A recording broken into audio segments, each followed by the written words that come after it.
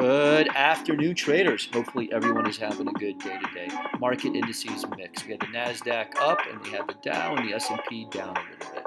All right, guys. Before we get into the show, I really want to thank all my subscribers. I really do appreciate you guys tuning in and watching.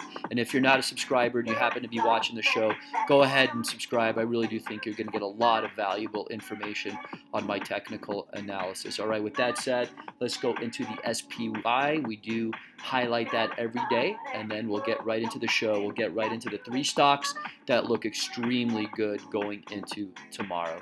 All right, guys, SPY right here. As you know, we did hit that 52-week high in the SPY yesterday. We closed near the low of the day, and I said, watch out, guys. Any takeout of that low tomorrow, which would happen to be today, would show maybe a little bit of more selling pressure. We did show a little bit of strength right at the open. We gapped down, moved all the way up, to the towards the high of the day. But it doesn't really surprise me. I want to show you guys something real quickly. Here's that 513 EMA chart on the SPY. Take a look, guys. Look where it gapped down, and look where it held that 13 EMA so well, right? So it doesn't surprise me now that we did bounce from that 13 EMA. So what we need to watch out for is a breakdown of today's low. Okay, guys, if we do see a continuation and not a continuation on the upside, there's probably going to be a lot more selling pressure in the overall market. So be really careful. Watch these levels very carefully. Again, if you see any selling in the S&P and the spider rather lower than today's low, there's probably going to be a little more pain in the market. But remember, these pullbacks are buying opportunities, okay? So initially watch that midpoint Bollinger Band right there at 363, let's call it. And then obviously that 50-day moving average, worst case scenario, all the way down there. Okay, guys? That would be 351, 352, let's call that. All right, that is the spider in less than 2 minutes. All right, let's go into the three stocks that look extremely promising going into tomorrow, and then we will let you go for the night, okay? First stock that looks really good, in my opinion, is CVM. This is one that we haven't played in a while. But if you bring this up on a chart and you take a look at it, take a look, guys, that 10 is crossing the 50 and that 50 is crossing the 200. So there's going to be a ton of support right down here at $13.10. How to play this for tomorrow, guys? If we do gap down, I don't want you to buy this willy-nilly. If we do gap down, there's a little bit of selling. Try to buy this as close to this, to these moving averages as possible. The lower, the better, right? Because any move below that would be our sell. So if you want to buy some on strength tomorrow, if you see a little bit of a gap up, don't take a big position. Take a small position. Remember, buy in quarters. We're going to buy this in quarters and then buy either on pullbacks and then use that 13.10 as our out, or then buy on strength as it goes up. That's the name of the game. Remember, guys, trade location, right? And and size of your trades are the key elements of being a successful trader, and that's it.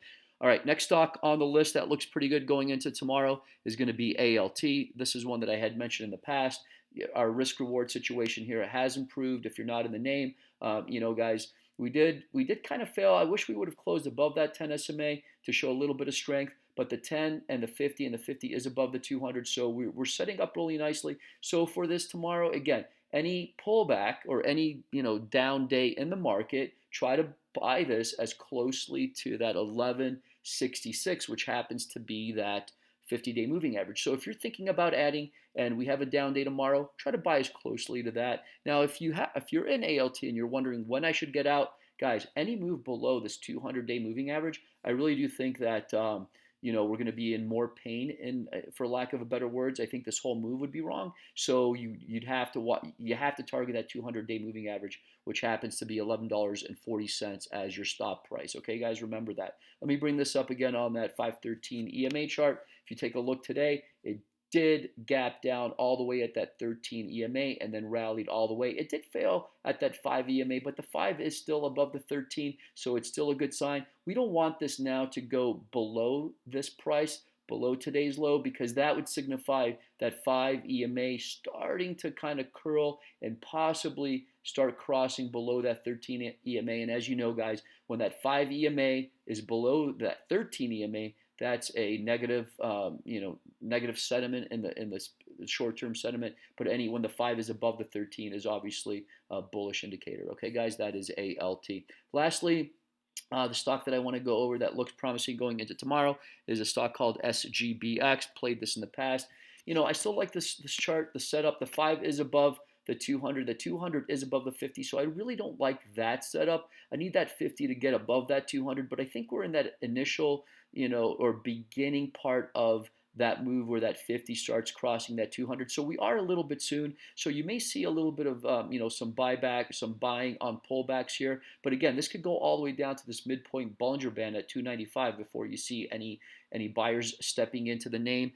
So that is about 10% below the closing price. So watch that very carefully. If you know the stock, you like the name, you know about the company, and you're interested about it, again, watch these key levels to trade off of. Okay, so if we see a move below today's low tomorrow, let's target that 295 as that initial that initial support. Okay, guys, that SGBX. Let's bring this back up into the 513 EMA chart. Again, that 5 EMA is above that 13. As you can see today, it did go right down to that 13 EMA, and buyers did step in and take this higher because I think we're still in this uptrend. Obviously, that 5 EMA is above that 13, so that does not surprise me that that 13 EMA held really nicely today. And then lastly, let's check out that 9 SMA on the weekly. Are we above? Is price above that 9 SMA?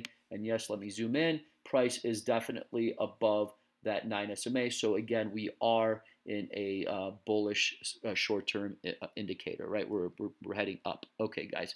All right, thank you so much for joining me on this beautiful, what's today, Thursday afternoon. My name is Eric, and again, if you have any comments, please leave them down below on YouTube, and I will get right back to you with any comments or any questions you may have in the overall market or any specific stocks you may have questions about. All right, guys, thank you so much.